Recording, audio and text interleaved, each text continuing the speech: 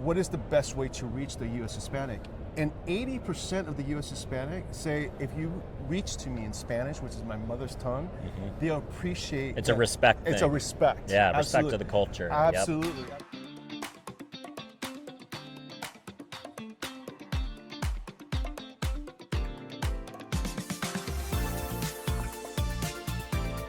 What's going on, everybody? Welcome back to another edition of the Ad Podcast, broadcasting to you from Shop Talk here in beautiful Vegas. And we have Ulysses Alvarado, who's the CEO of Vintel AI. Ulysses is an accomplished multicultural marketer who's got many years of experience in the space, and he's building some pretty awesome technology that we're going to talk to you a little bit about today. So, Ulysses, thanks for coming on, man. Yeah, thank you. I appreciate it. Let's go. It's been a great show. That's awesome. Well, tell us a little bit about yourself. Tell the audience about your company, what you do, and what brought you to Shop Talk this year. No, absolutely. So I am the CEO of Vintel AI, and what we provide is high intent, real-time consumer data. And advertisers use it to lower their CPL and CPAs and increase their revenue. At the end of the day, you have Meta, you have Google, you have all these platforms that you're trying to figure out ways and how to lower your costs all the time. And as you could probably see in Reddit, there's a lot of people trying to figure that out now, especially with the new Andromeda. So Andromeda is, Meta's always making these updates to screw everything up, right? Or, absolutely. Or the iPhone is cutting them off from data, or remember the old iOS 14 apocalypse when every DTC company was dependent on that mobile data from the iPhone kind of got cut off. But so platforms are going to evolve, business models are going to change. But tell us a little bit about what high intent means to you specifically, and what are some of the methodologies that you guys employ to gather those signals and then package them up for advertisers to use. Yeah, so I'll start off with how we gather the data and then how we categorize them as high intent. So the first thing is, have you ever downloaded a free app?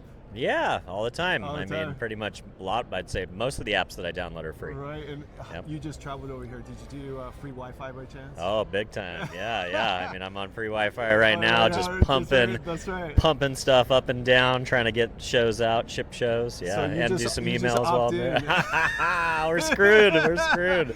Yeah, so you just opt into the ecosystem of 280 million identity graphs that are out there in the United States, right? Wow. So, and a lot of people don't realize that they already opted in probably 2 or 3 years ago in those free apps. They're free for a reason. Yeah. If it's free, you're the product. That's right. Yeah, and they sell it to a mid-tier, and the mid-tier are the ad networks. So the ad networks are allowed to utilize those identity graphs, and those ad networks then have partners like ourselves. Got it. Okay. Right. Yep. So whenever you visit a website, there's 80 million websites in the United States that have ad networks out of 140. They'll signal us. They'll signal our AI. Say, hey, I think that Dylan might be high intent. He's already pulled up 2 websites that are very similar. He's doing research. He's doing some research. He's going down the consumer funnel. Alert. So we're from the early stages. Exactly. So that's intent for us. Right. So now we categorize it in 3 different ways. We have tier 3, 2, and 1.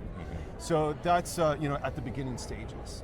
And then as you're going down the journey of purchasing, our AI then goes in, looks at your device name and IP address, then after the fact that, okay, yes, this is high intent, it matches with the identity graph, right? So, and the reason why it's important for your viewers to know that is because that's the reason why we are CCPA compliant. Yeah. Right, you want to make sure that you're going in anonymously. You're not targeting Dylan Conroy, you're targeting, iPhone XYZ 12 that has these characteristics. We're not following Dylan, right? It's like, no, he's here, we have the opportunity to go in, right, legally. So, and then we follow your journey as they continue sending us the signal. So if 3 days later you pull up another 3 or 4, then we categorize you into tier 2.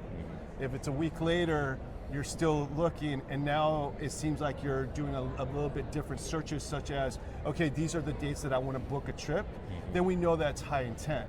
right? High intent, if you will, right? So now you're in tier 1. Yeah. So those are the different ways that tier 1's like abandoned shop cart, like I've almost gone to purchase and I haven't hit the button yet. Exactly, yeah. If you were to hit the button, we lost you. Yeah. You're out of our database. Got it. Right. Yeah. Okay. We want, and then if you are looky-loos, where you just go in on one page and not another, then we wouldn't put you on the database. Got it. All right. So how do marketers action on that data? So is that data then going as a layer that's being fed into social platforms, fed into the open web through a DSP? I imagine, there are probably other ways to action that data, but those are the ones that are the most obvious to me. So are you guys like an agency sitting on top of that data and then leveraging DSPs? Are you a DSP? Like, how do you action on that on behalf of brands? That's a great question. No, we are not a DSP. We're not an agency. Okay, interesting. So we're just, we are licensing this data for 280 million, and then we develop technology around it. Got it. So you got a platform. We have a platform that you could go in, and all your viewers right now could go into vintelai.com and get a free preview. Oh, so you could just go in, put your category in, and just see what pops up. How many people are looking for the last 2 or 7 and 10 days? Wow. So going back to your question in regards to how our advertisers now, there's 2 categories, if you will. One is B2B, right? So if you're going after business, we could do that. And if you're going after consumers, we could do that. Obviously, we could do that.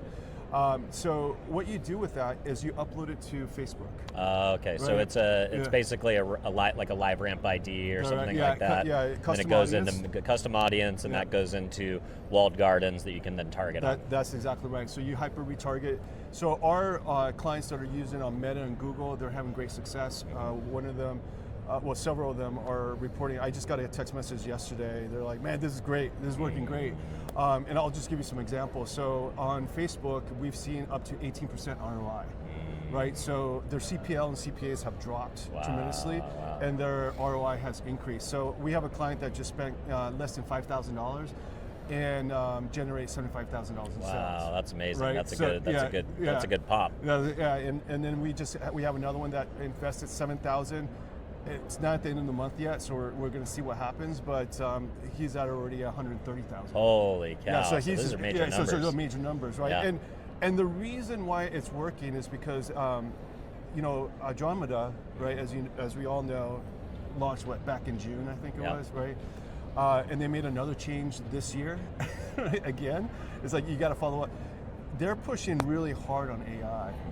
To a point where the advertisers are now just depending on their ads only. Yeah, it's like Mark Zuckerberg wants to live in a world where all you do is swipe a credit card. That's right. That's all it is. No creatives, no optimization. AI does it's all black box. Yeah. Trust us, we'll handle it. Trust us, we'll handle it. Yep. Exactly. And then meanwhile, Meta reports to the street that they have a 22% increase in earnings, but then only an 8% increase in inventory. So how did they get that? Well, they just made it more expensive. They made it more expensive. Yeah. That's it. So our data helps guide that AI, right? So, and that's the reason why we get the results. And on Google is a different platform. It's not like Meta.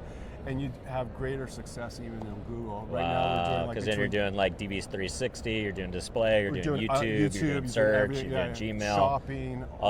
Google Shop ads. I mean, those are probably the most effective, I would imagine. Well, actually all of them are. Wow. So you're really high, and the key is to put ads out there specifically for this group. Don't use the same ads.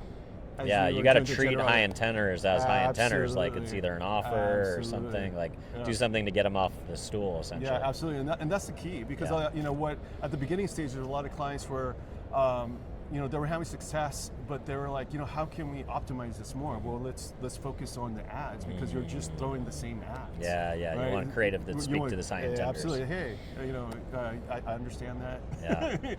Yeah. So I know that there's some type of terms and that we have to abide by, but you want to make sure that the ad is really strong CTA, strong offer. Yeah, absolutely. Love that. Spent a little bit of time during our pre-call talking about Hispanic marketing and multicultural marketing as well. So you've got this great high intender data, but you're also a very big proponent of the idea that Hispanics are more digital native, they spend more on e-commerce, and they're a huge segment of the buying force. In California, they're the majority of the population. Nationally, they probably will be within the next 10 years.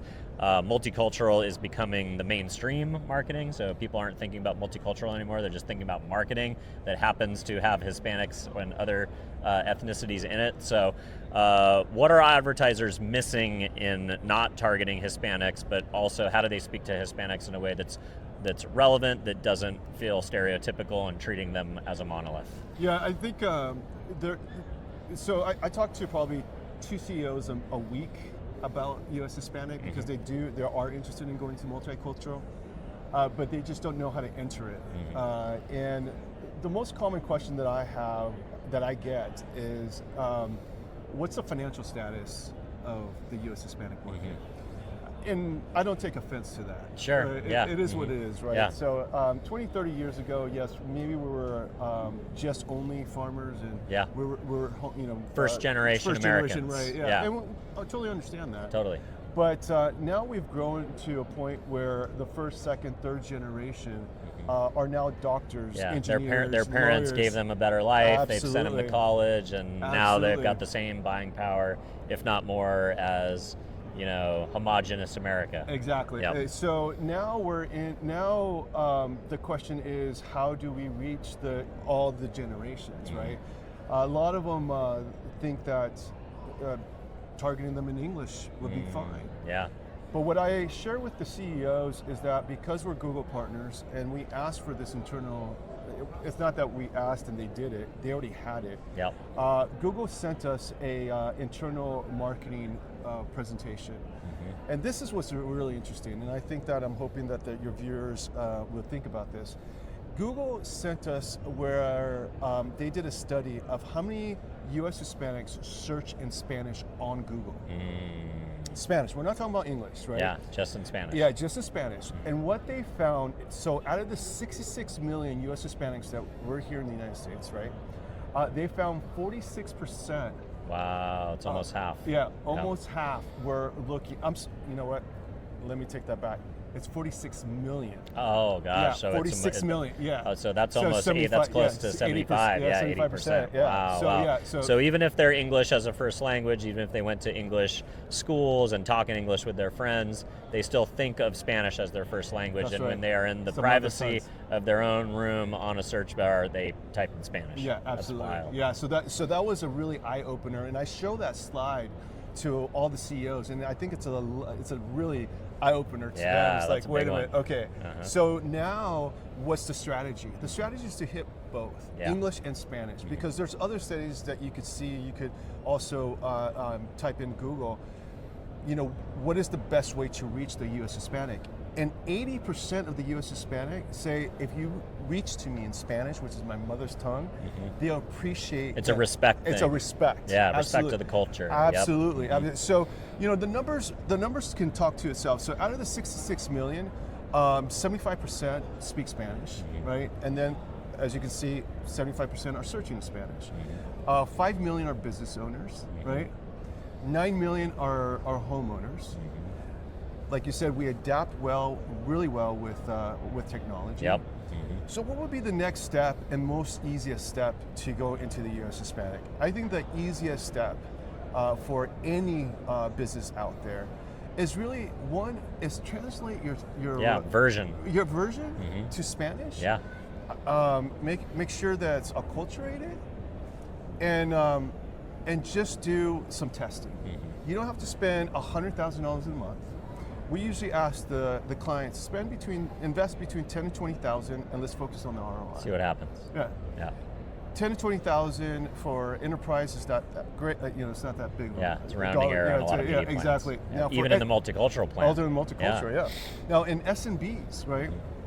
Invest 2,000. And where would you invest in 2,000? On social media. Because if you look up on social media, Facebook has 37 million users right now that have Spanish as their primary language on the platform. As primary or secondary. That's crazy. Yeah. So that's an easy way to target the market, and with a very low amount of investment. Makes sense to me. Well, Ulysses, thanks so much for spending a little bit of time with us today. If people want to keep up on your thinking or connect with you directly, where would you like to send them? Yeah, just Ulysses Alvarado, just hit me up. But if you want, vintelai.com, you guys can do a free preview of the number of real-time high intent consumers you could capture, either B2B or B2C, or you could also do vstudimedia.com. Love it. Thanks, brother. Have a Cheers. good one. Let's go.